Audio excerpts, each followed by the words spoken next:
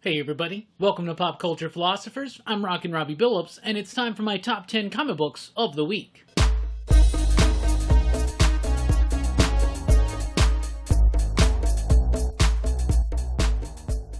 That's right everybody, thanks for checking out the video. I am Rockin Robbie Billups. This is my top 10 comic books of the week, not a spec list, just a list of the 10 comic books that I would most recommend to you to pick up this week.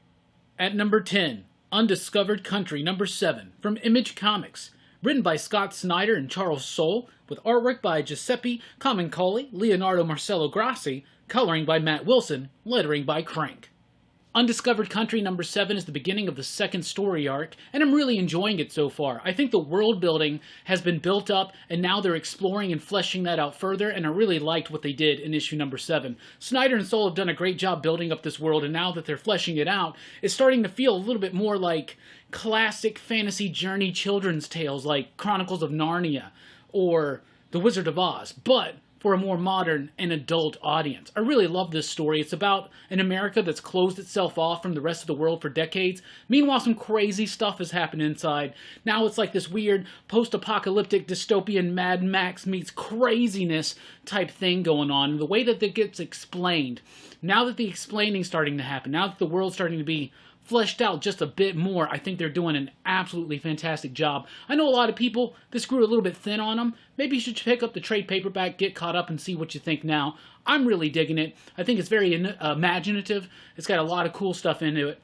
And Camuncoli and company on the artwork doing an amazing job keeping it visually interesting, as well as the coloring by Matt Wilson. At number 9, Transformers My Little Pony, Friendship in Disguise, number 1. Written by James Asmus and Ian Flynn, with artwork by Tony Flex and Jack Lawrence.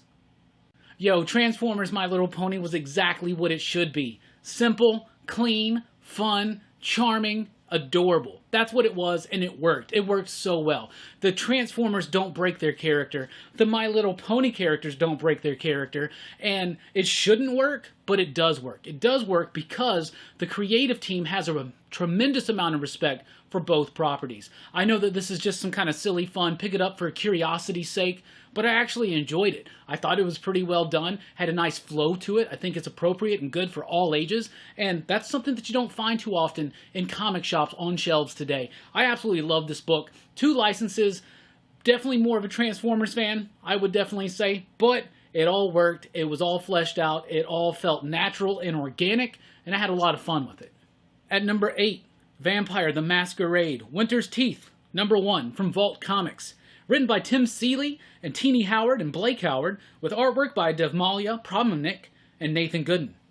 So I've never really been into role-playing games or anything like that, so I'm only very vaguely familiar with Vampire the Masquerade, but I was very impressed with this debut book. It's a licensed comic from Vault. It's got work by Tim Seeley and Teenie Howard. I think they do a great job. I don't know a lot of the lore that's come before, anything that's built up from this world. I don't know any of that stuff. But what I did find when I read this comic book was a really cool, intricate vampire society. I like the divisions within it. I like the terminology. I like the flow of the story. This has 2 stories, one by the Howards and one done by Tim Seeley. Both stories were engaging and compelling with interesting characters and interesting concepts and tweaks towards the end. I really did like this book. I thought the artwork was really solid. You add in Addison Duke's coloring on both stories, even though it's different artists, the coloring ties it all together. 2 separate stories, but in the same world, and I had a lot of fun with it. It's maybe not making me want to jump into RPGs or anything, but it definitely makes me want to explore this lore a little bit more. I love vampire fiction, especially when they take the time to build up the world, to build up that society. I've always been fascinated with that type of stuff, and I had a lot of fun with this one. Vault Comics doesn't do a lot of licensed material, so I was kind of nervous about this one, but I think they blew it out of the park, and that David Mack foil variant is fire, and it's great. Worth checking out. At number 7, Dark Knights Death Metal, Legends of the Dark Knights, the one-shot. Written by Scott Snyder, James Tynion IV, Joshua Williamson, Peter Tomasi, and a whole lot more, with artwork by Tim Daniel, Riley Rusmo, Francisco Francavilla, and a whole lot more. So this is a one-shot tie-in to the death metal big epic story arc that's not 100% essential, but it is 100% rockin' and fun, and it fits right in. If you're loving death metal, I highly encourage you to pick this one up. It's picking up a little bit of steam already because it's got the origin of the Robin King in it. That was a really cool, creepy story done by Riley Rossmo and Peter Tomasi. The main story is a great story that fleshes out The Darkest Night a little bit and shows how important and big of a deal this is. Snyder, Williamson, and Tynion worked together on that one. Then you got a bunch of little short snippet, little origin stories for some of the other evil Dark Knights. It's completely auxiliary. It's not going to have any kind of huge ramifications on the main series, but it does flesh out some of these concepts, some of these ideas, and some of these new characters. I really liked it. I thought it had a great art team behind it. I thought it had really cool, fun stories that were interesting, that were also shocking, and at the same time really messed up. That Robin King story, twisted, and I loved it. I loved it so much. It's a great tie-in. This is how you do an event. This is how you do tie-ins. Even if they don't necessarily matter to the overall story, there's still something compelling and engaging about it, and you just cannot miss this one if you're a death metal fan. At number 6, Firepower #2 from Image Comics. Written by Robert Kirkman with artwork by Chris Samney, coloring by Matt Wilson, lettering by Russ Wooten. This is hands down the best action scene I've seen in comic books this week, maybe for the last few months. This is amazing. I know I talk a lot about the brilliance of the action scenes in Batman's Gray by Brian Hitch and Warren Ellis, but this one, holy cow, Chris Samney knows how to stage an action scene, make it compelling, make it easy to follow, make it exciting, and make it feel like you're watching a kung fu movie. I absolutely love this issue. The majority of this issue is a big elongated fight, but like I said, it flows so well. The example of sequential storytelling that he's showing in here is absolutely amazing. Kirkman's done a great job very quickly with Firepower of making it very compelling with interesting characters, a captivating concept. Even though it could be familiar and covering very familiar ground, it does it in a fresh and at times unique kind of way. But when you add in that art team, seriously, Chris Samney and Matt Wilson, they are the stars of this show. It works so well. It's fluid, it's non-stop, it's in your face, and I'm having a lot of fun. If you haven't picked up Firepower yet, I highly encourage you to do so. You can get the first issue for free as long as your shop still has the free Comic Book Day issue, and it does kind of start with a prelude graphic novel. Some people felt the need to skip that, but I think after that prelude graphic novel, I am so invested in these characters that it's really helping the impact of these single issues be heightened even further, and I'm loving it. 2 issues in after the graphic novel, and I'm loving it so much. This is one of Kirkman's best works I've seen, but it's still early, but I know with Samney and Wilson aboard, it's just going to keep getting better. At number 5, Finger Guns #4 from Vault Comics. Written by Justin Richards with artwork by Val Halverson, Rebecca Nalty on the coloring, Taylor Esposito on the lettering. Yo, I have so much fun reading Finger Guns, and this is yet another super emotionally charged, crazy issue that has an ending that's going to leave you like, what? I love this book. Justin Richards has done something truly magical with the characters of Wes and Sadie in this book. They're both instantly recognizable, relatable, and enticing, and that's something that a lot of newer comic book writers can't quite get. They're how do I explain this? A lot of people write subtext really well, and some people write characters really well. What Justin Richards is doing here is doing both really well in his first real comic book outing being published by a company, right? I think he's done some self-published work before, he's told us. This book is amazing. The level of emotion, the level of realism, even in a story about people, teenagers who can change and manipulate emotions based on their finger guns. Sounds silly, but the story's deep and it's rich, and its subtext is right there, and the compelling nature of those characters is there too. I instantly feel for these characters and their plight and their journey and their portion of life, you should say. There's parts in this story that are a bit familiar to me, maybe a little too familiar to me growing up, but I'm absolutely loving it. I'm having so much fun with Finger Guns, and issue #4 is a big turning point in the story. It is the penultimate issue. I would love to see more. Nevertheless, Justin Richards has an amazing future in this industry because this is so fully realized and amazing, I cannot just believe it. Of course, he's blessed with Al Halverson and Rebecca Nalty as the art team. Great simple line work, but very expressive. Great textured coloring to help make that pop even further. And then Taylor Esposito, who has always done an amazing job lettering a comic book, and it's no exception here. If you're not reading Finger Guns, you're missing one of the best, most true and compelling dramas and action comedies in comics today. At number 4, Strange Adventures number 4 from DC Comics. Written by Tom King with artwork by Mitch Gerrits and Doc Shaner, lettering by Clayton Cowles. Strange Adventures is amazing. I said it on the weekly comic book review. Let me elaborate on this a little bit further. This is Eisner level stuff. If this is not nominated for a Best Limited Series, and I know it's only 4 issues in, but I know what Tom Taylor can do with a 12-issue series, especially when he's got a slam-bang art team behind him like Mitch Gerrits and Doc Shaner. And of course, Clayton Cowles, let's not sleep on him. He's one of the best letterers out there right now, too. In fact, I would say Clayton Cowles is the best mainstream letterer, meaning the best letterer that consistently works at DC and Marvel. Love his stuff. Strange Adventures is a really cool book, and Tom King, when he works on a 12-issue story with a character that maybe not too many people are familiar with, talking about Mr. Miracle, the Vision, even the Omega Men, great things happen. I'm loving this book. It's great exploration on what it means to be a war hero. Well, you're a war hero to some, but in other perspectives shows you as a war criminal. I like that exploration. I like that dichotomy that's being done.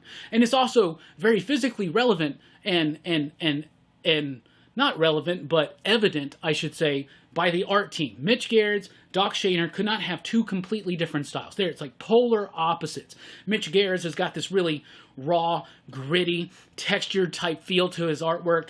Doc Shaner's a little bit more classic, clean, fluid, but the way that they utilize both of the artist's strengths for certain thematic relevant bits in each individual story, because there's 2 stories going on at the same time, but the way the story and the art flows together is magnificent, and it is a feat that should not be understated. I absolutely love this book. Strange Adventures number 4 was a great turning point in the series. I love the focus on Mr. Terrific in this issue, everything he's dealing with, and it's getting darker, it's getting crazier, it's getting more wild, and I'm having fun with it. At number 3, The Dreaming Waking Hours from DC Comics. Written by G. Willow Wilson, with artwork by Nick Robles, coloring by Matt Lopez, lettering by Simon Bolin.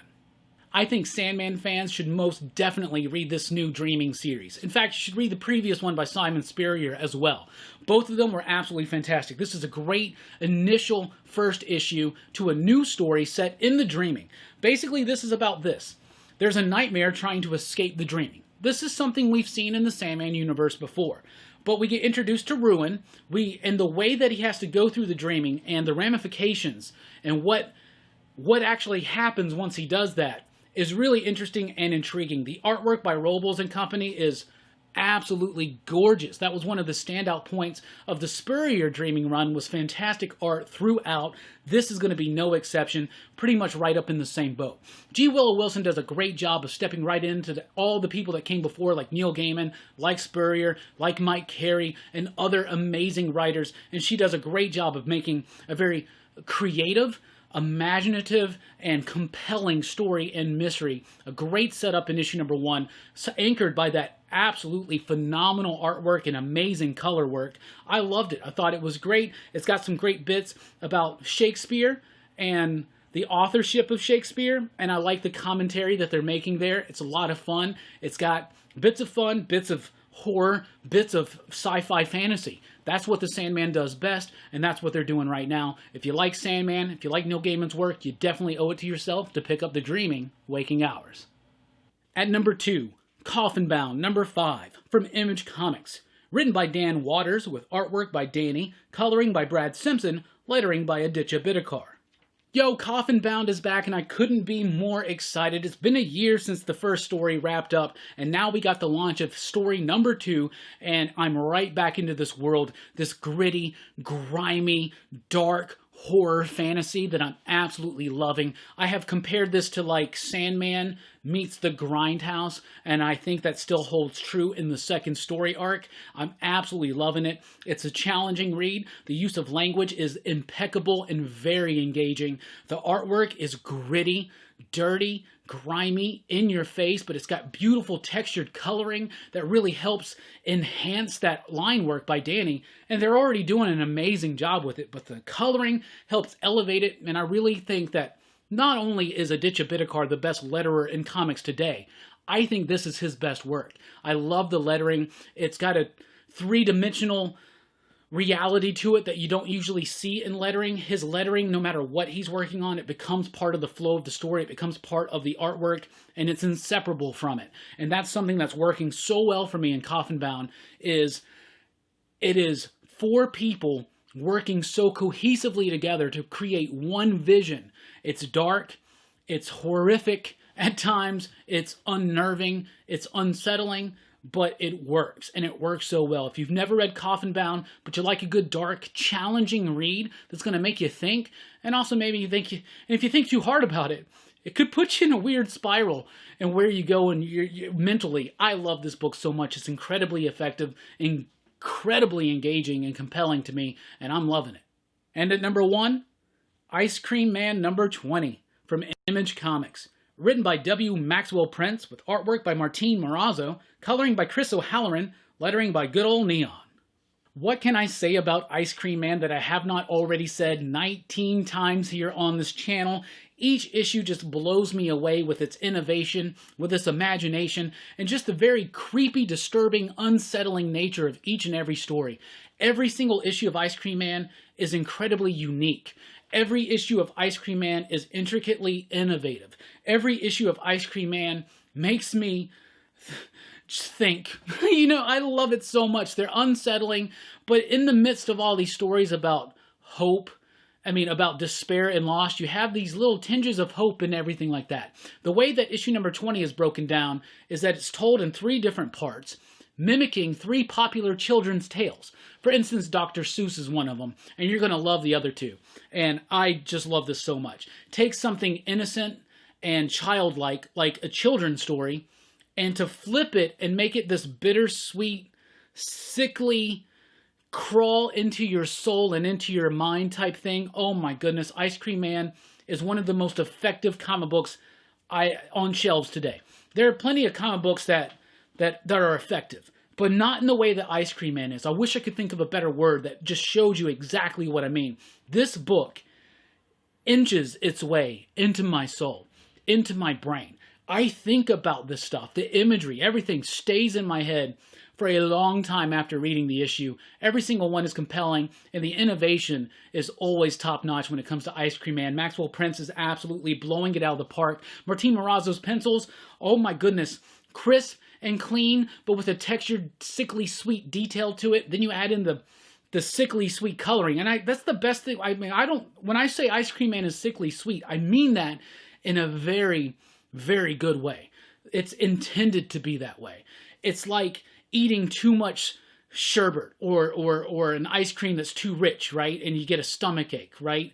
And it's kind of, I know that sounds bad. This is amazing. The coloring, the lettering, everything about it. This works so well. Ice Cream Man not only has been one of the best comic books of the last 3 years, in 2020, I think it's hit a level that it's rarely reached, though it has in other issues. But right now, Ice Cream Man, that creative team, they're in top form. And every single issue, to me, is an event. It's more of an event for me to read a new issue of Ice Cream Man than it is to read a new issue of Empire or even Death Metal. And King in Black, yeah, we're all excited, but you know what I'm more excited for? More issues of Ice Cream Man. That's why it's number 1. Pick of the week yet again.